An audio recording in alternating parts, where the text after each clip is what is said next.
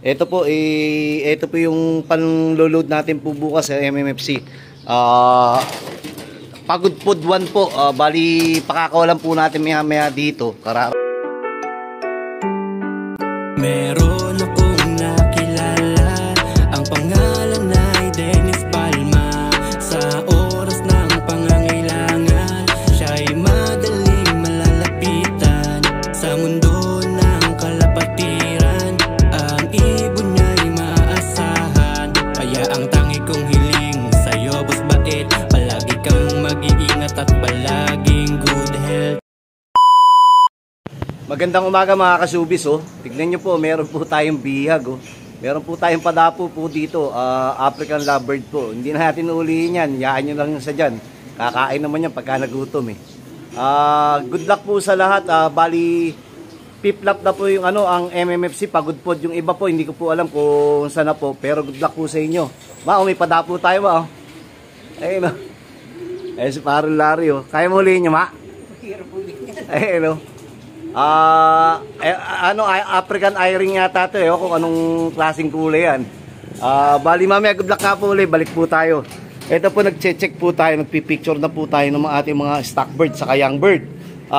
Bali mag-out po tayo doon sa tawag dito, meron po tayong sasamahan, yung sa Lambatan po. Maghahanap lang po tayo isang young bird dito, then post ko po.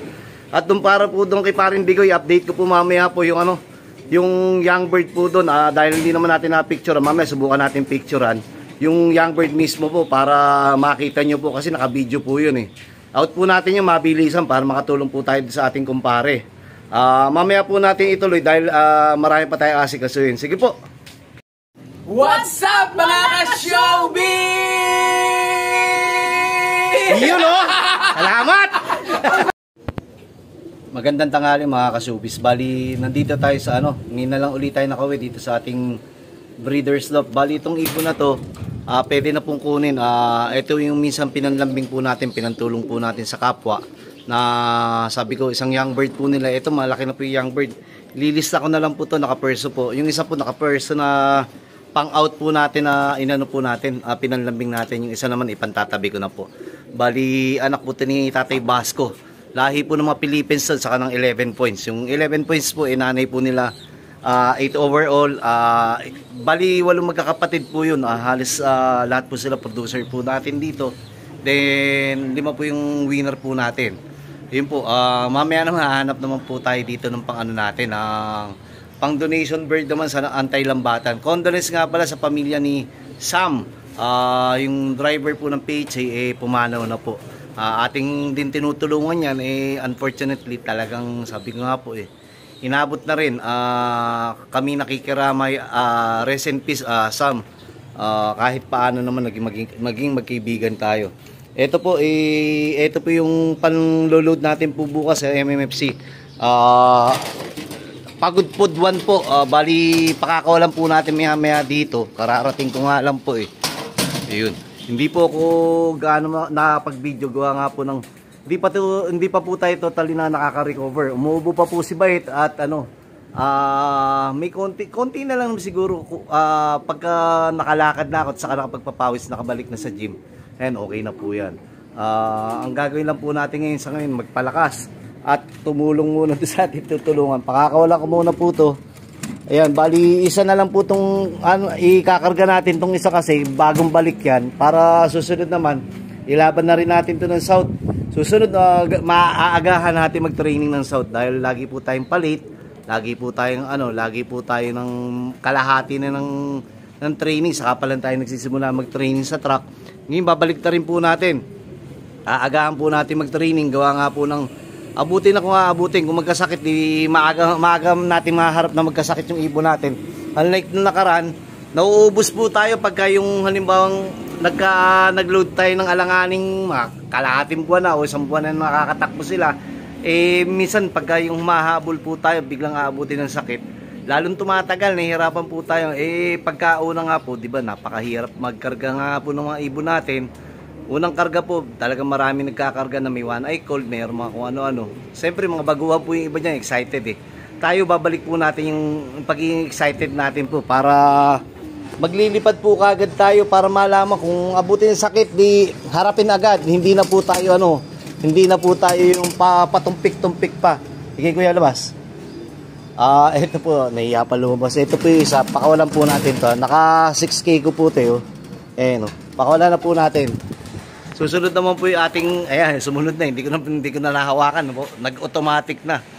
Ito po, iisa-isahin ko pa rin po dito yung mga natin, tawag dito, gagamitin natin yung December hanggang January na ating ipang breed. Kaya magiging busy muna po si Bait. Mamaya po ulit, balikan ko po kayo.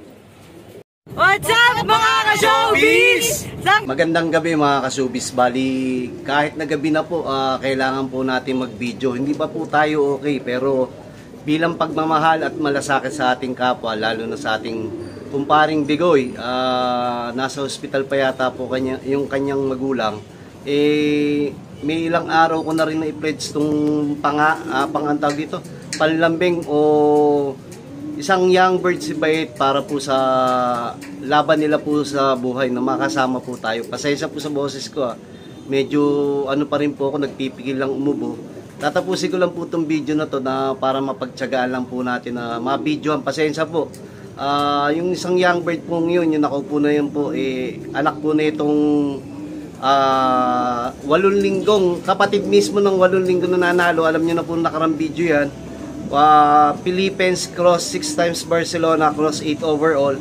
Then eto namang hen na po ito, Stitch Sakang, cross 3 mag-aama na sabay-sabay nilaban MMFC 2018 ni Larry Larenas. Tayo po nagsuksok noon, sa atin po yun. Then sabay-sabay po nanalo yun. Tapos si Stitch Sakang, nanalo po yung anak nito recently noong 2022 ng Kalabangan Champion. Teka po ay, tinitis ko lang po. Sige lang po, tuloy ko na po. Bahala na umaya. Ito po, Stitch Sakang, Bali Lola Stitch 2005, 2000, tapos cross 2008. 2008, 2012, 8 overall Super Cup. MMFC 2K winner po natin, producer po natin dito. Pamilya ng mga overall po natin, pamilya po ng mga foundation po natin dito. Yung young bird na po yan, mismo yan, i-out po natin para po sa tatay po ni Bigoy or Mini Mau.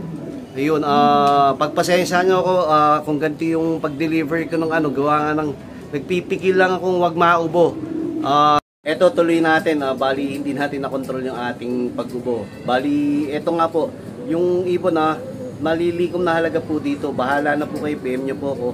Anak po ng Family Foundation po ni Baito. At puro Basco rin po nandito. Dahil yung kapatid po noon, tawag dito si 8 linggo na nanalo, tatay niya si Philippines. Anak niya po si Tatay Basco na naglabas ng Basco Batanes 2016. At 3 years po nilaban. Then yung naman po, yung kabilang side, si 6 times Barcelona po, may pinsan po yan. Bali, 5th overall ng Basco Batanes ng 2015. 5th overall ng Basco Batanes. Then, si 8th overall naman po, nag-anak po yan. Saka mga apo niya po, Basco Batanes champion at mga multiple Basco din po yung mga apo niya po. Then, ito po si Stitch Sakang.